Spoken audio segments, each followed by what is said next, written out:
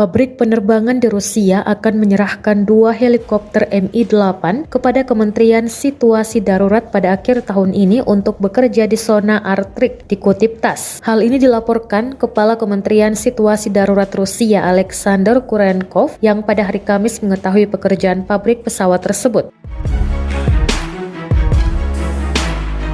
2 helikopter akan diserahkan kepada kementerian pada 25 Desember. Tahun depan, kami akan menerima 2 helikopter lagi. Pilot helikopter sudah dilatih. Prinsipnya, semuanya sudah siap untuk kami menerima helikopter baru, katanya.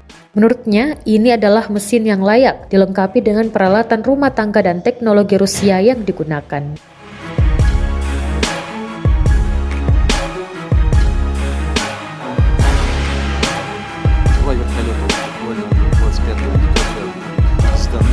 Министерство, мы в следующем году получим еще 2 машины здесь, на этом заводе. Вертолетчики уже прошли подготовку. У нас, в принципе, для приема этих вертолетов все готово.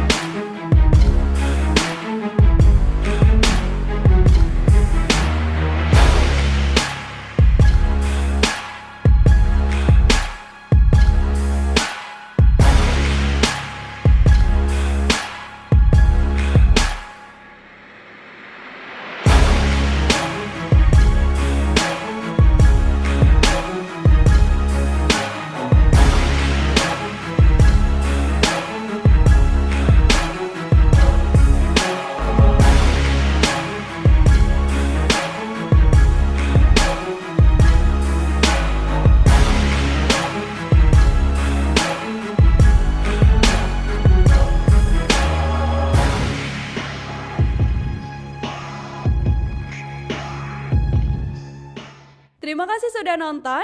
Jangan lupa like, subscribe, dan share ya.